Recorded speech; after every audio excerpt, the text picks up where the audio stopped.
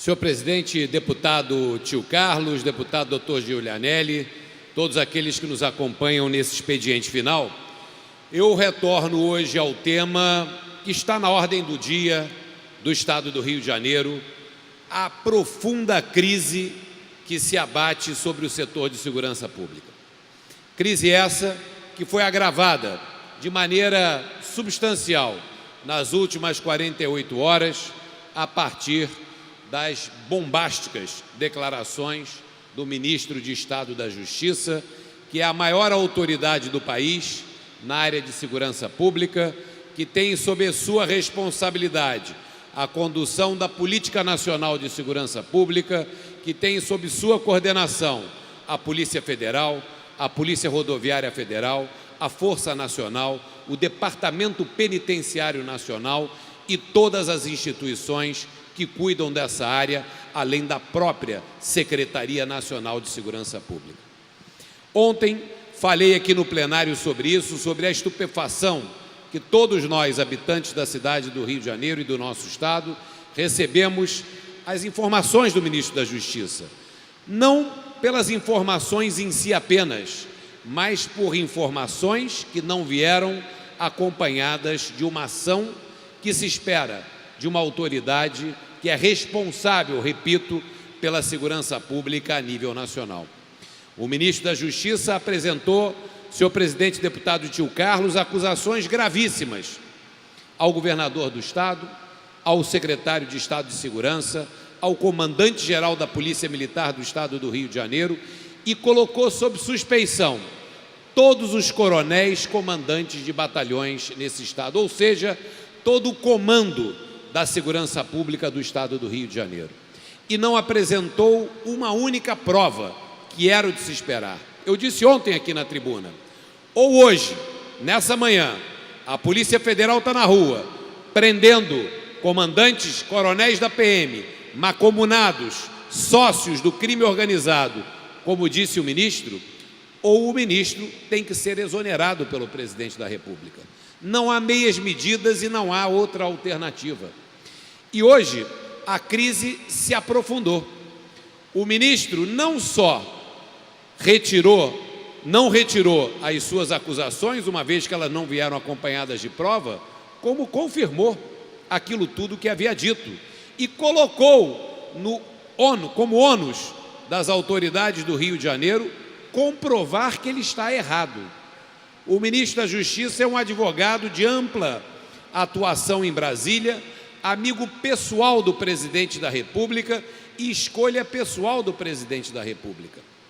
Ele sabe que em qualquer sociedade onde vige o Estado Democrático de Direito, o ônus da prova é do acusador e não do acusado. Então, quando ele diz cinicamente que quer ver que provem que ele está errado às autoridades fluminenses, ele não está agindo com a responsabilidade que tem que ter alguém que ocupa essa pasta de transcendental importância nesse momento de crise que vive o nosso país, em especial o Rio de Janeiro.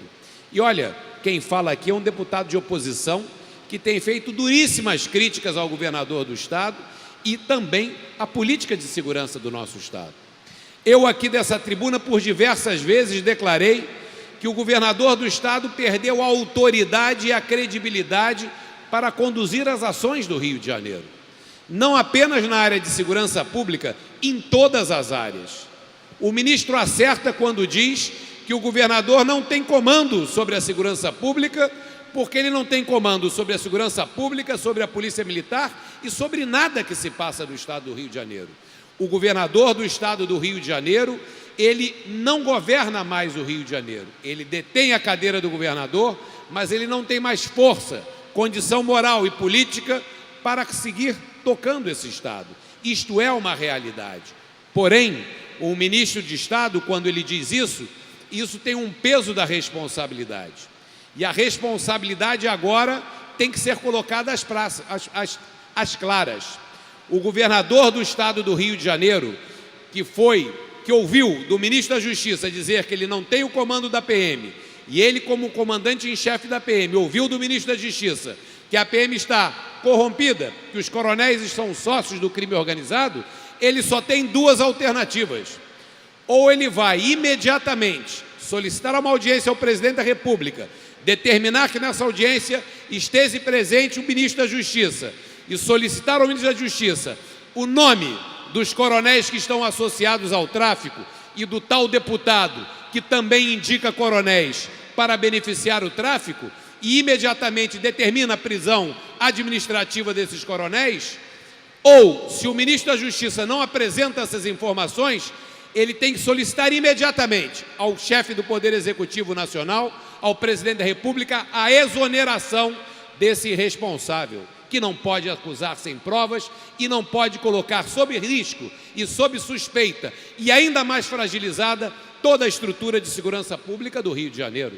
Porque o que está acontecendo, cidadão carioca e fluminense, é uma desmoralização ainda maior das nossas instituições de segurança, num momento de crise em que ninguém consegue sair na rua a qualquer dia da hora, qualquer hora do dia ou da noite. E senhoras e senhores deputados, nós aqui temos também uma responsabilidade muito grande para cobrar do secretário de Segurança e do governador do Estado que eles venham aqui a essa casa. E eu solicitei já a deputada Marta Rocha, nossa presidente de Comissão de Segurança, que convoque imediatamente o secretário de Segurança para dizer que deputado está indicando coronel da PM ou delegado de polícia, se existe algum deputado fazendo esse tipo de indicação, para que isso seja colocado às limpas imediatamente. E para que, se for o caso, nós aqui tomemos as providências contra esse parlamentar suposto indicador e conivente com o crime organizado. Então, senhoras e senhores deputados, nós estamos numa encruzilhada. Nós estamos vivendo um momento terrível. Ouvimos do ministro de Estado da Justiça a informação que não há comando na área de segurança pública, que 16 milhões de cariocas e fluminenses estão à deriva, que a cúpula da Polícia Militar do Estado do Rio de Janeiro, que garante a segurança do nosso Estado, está toda corrompida. Diante disso, ou o presidente da República vem a público, desmente o seu ministro da Justiça e demite o seu ministro da Justiça, ou ele decreta imediatamente, por obrigação constitucional, a intervenção no Estado do Rio de Janeiro, afastando o governador do Estado, afastando o secretário de Segurança e assumindo a proteção e a defesa dos nossos 16 milhões de habitantes. O que nós não podemos admitir em hipótese alguma, que o Rio de Janeiro fique no limbo, porque nós estamos no limbo. A área de segurança desacreditada e desmoralizada, o governador sem comando, o ministro que não apresenta provas, ou vai ser decretada a intervenção no Rio de Janeiro, vão ser afastados o governador, o secretário de Segurança, e vem aqui o governo federal para garantir a paz e a tranquilidade dos nossos habitantes, ou esse ministro tem que ser exonerado imediatamente e processado por prevaricação. Senhoras e senhores deputados e deputadas dessa casa e aqueles que nos acompanham na TV Alerj, que lástima para o Estado do Rio de Janeiro não termos um governador à altura da gravidade do momento que vivemos. Que lástima para o Estado do Rio de Janeiro termos autoridades federais em atitude nada colaborativas, manchando a imagem de uma instituição bicentenária, que é a Polícia Militar do Estado do Rio de Janeiro, que todos os dias está na rua defendendo a população do nosso Estado. Um Estado que teve só esse ano mais de 112 policiais mortos por criminosos, defendendo o interesse da população. Vamos aceitar que a Polícia Militar, que a Polícia Civil sejam completamente desmoralizadas? Se aceitarmos isso, é a barbárie que vai bater às nossas portas, uma vez que, na verdade, não vai bater, ela vai entrar com mais velocidade, porque nós já vivemos um momento de barbárie.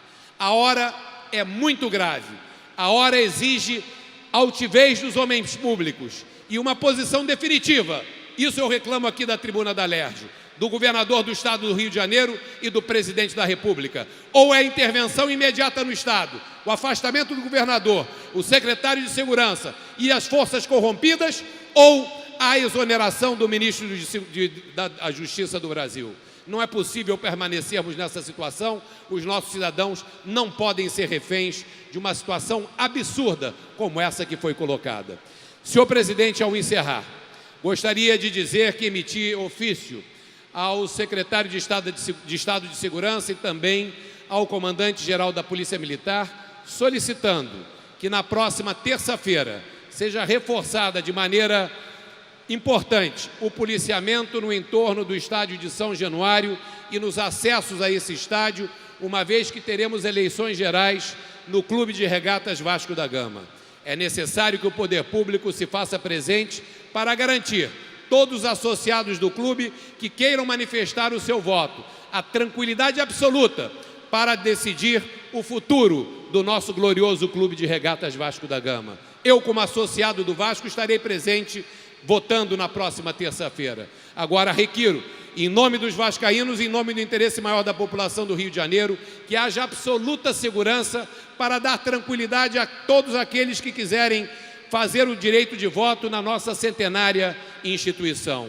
E lembrar às autoridades policiais os lamentáveis incidentes que aconteceram dentro do estado de São Januário e no seu entorno, no último jogo oficial que tivemos com o público naquele local, onde o Vasco da Gama recebeu o Clube de Regatas do Flamengo, uma jornada para ser esquecida pelos lamentáveis incidentes de violência que vivemos naquele estado. Então, mais uma vez, fica aqui o alertamento ao comandante-geral da PM, ao secretário de Segurança. Eles têm obrigação de garantir a segurança no entorno do estádio de São Januário e nos seus acessos, para que os vascaínos possam votar e manifestar o seu direito de voto. Eu votarei como vascaíno pela renovação, pelo meu clube. Meu clube é o clube com a história mais bonita do Brasil e não pode continuar sucumbindo a uma administração fracassada e do passado. Preciso olhar para frente, estarei lá votando, como é minha obrigação de sócio do Vasco, e espero com toda a segurança, assim como todos os outros sócios do clube